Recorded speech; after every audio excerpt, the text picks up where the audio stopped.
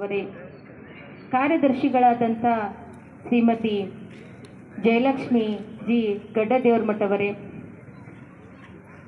ಪ್ರಾಚಾರ್ಯರೇ, ಮುಖ್ಯೋಧ್ಯಾಪಕರೇ, ಗುರುಗಳೇ, ಗುರುಮಾತೆಯರೇ ಹಾಗೂ ನನ್ನೆಲ್ಲ ಮುದ್ದು ವಿದ್ಯಾರ್ಥಿನಿಯರೇ, ನಮ್ಮ ಭಾರತ 1947 ಆಗಸ್ಟ್ 15ರಂದು ಸ್ವತಂತ್ರವಾಯಿತು. ಆದರೆ ನಮ್ಮ ನಾಯಕರು ಈ ಬಹುದೊಡ್ಡ ಭಾರತ ದೇಶಕ್ಕೆ ಒಂದೇ ಅಡಿಯಲ್ಲಿ ನ್ಯಾಯಯುತವಾದಂತಹ ಒಂದೇ ವ್ಯವಸ್ಥೆಯನ್ನು ತರಬೇಕಾದರೆ ತುಂಬ ಸವಾಲುಗಳನ್ನು ಎದುರಿಸಬೇಕಾಯಿತು. ಕಾರಣ ಭಾರತ ವೈವಿಧ್ಯಮಯ ದೇಶ, ಭಿನ್ನ ಭಿನ್ನ ಭಾಷೆ, ಭಿನ್ನ ಭಿನ್ನ ಜಾತಿ, ಭಿನ್ನ ಭಿನ್ನ ಸಂಸ್ಕೃತಿ, ಧರ್ಮಗಳಿಂದ ಕೂಡಿದ ದೇಶವನ್ನು ಒಂದೇ ಕಾನೂನಿನ ವ್ಯವಸ್ಥೆಯಲ್ಲಿ ತರುವುದು ಕಠಿಣ ಸಾಧ್ಯವಾದಂತಹ ಒಂದು ಸವಾಲಾಗಿತ್ತು. ಆ ಸಂದರ್ಭದಲ್ಲಿ ಎಲ್ಲರೂ ನಾಯಕರು ಸೇರಿ 2-3 ಸಭೆಗಳನ್ನು ನಡೆಸಿ ಸಂವಿಧಾನ ರಚನಾ ಸಮಿತಿಯನ್ನು ನೇಮಕ ಮಾಡಿದರು. ಆ ಸಂದರ್ಭದಲ್ಲಿ 7 ಜನ ಸದಸ್ಯರಿದ್ದರು ಈ ಸಂವಿಧಾನ ರಚನಾ ಸಮಿತಿಯಲ್ಲಿ. ಈ ಸಮಿತಿಯಲ್ಲಿ ಒಬ್ಬರಾದಂಥ ಶ್ರೀ ಟಿ ಕೃಷ್ಣಮಾಚಾರ್ಯ ಅವರೇ ಈ ರೀತಿ ದಾಖಲಿಸ್ತಾರೆ. ಈ 7 ಸದಸ್ಯರಲ್ಲಿ ಒಬ್ಬರು ರಾಜೀನಾಮೆ ಕೊಟ್ಟರು, ಇನ್ನಿಬ್ಬರು ತೀರ್ಕೊಂಡು ಹೋದರು, ಮತ್ತು ಇಬ್ಬರು ಸದಸ್ಯರು ಅನಾರೋಗ್ಯದಿಂದ ದೆಹಲಿಯಿಂದ ದೂರನ ಉಳಿಬೇಕಾಯಿತು. ಮತ್ತೊಬ್ಬರು ಈ ಸರ್ಕಾರದ ಕಾರ್ಯಕಲಾಪಗಳ ಕಾರ್ಯದಲ್ಲಿ ತೊಡಗಿಸಿಕೊಂಡು ಸಂವಿಧಾನ ರಚನಾ ಈ ಕಾರ್ಯದಲ್ಲಿ ತಮ್ಮನ್ನು ತಾವು ತೊಡಗಿಸಿಕೊಳ್ಳಲಿಕ್ಕೆ ಸಾಧ್ಯನೇ ಆಗಲಿಲ್ಲ. ಆದ್ದರಿಂದ ಈ ಸಂವಿಧಾನವನ್ನು ರಚನೆ ಮಾಡುವಂಥ ಸಂಪೂರ್ಣ ಜವಾಬ್ದಾರಿ ಡಾಕ್ಟರ್ BR ಅಂಬೇಡ್ಕರ್ ಅವರ ಮೇಲೆ ಬಿತ್ತು.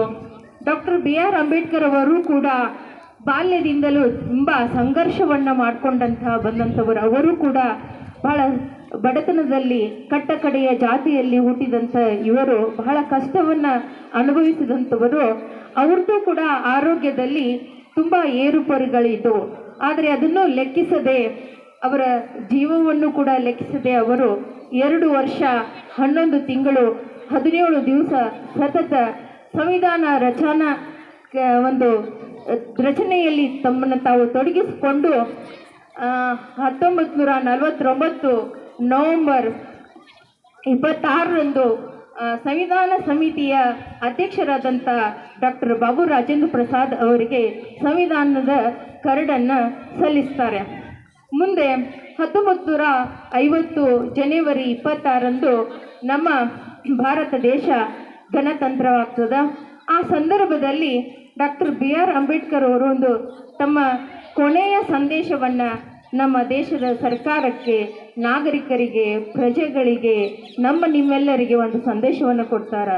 ಅದೇನೆಂದರೆ, we are entering in the life of contradiction.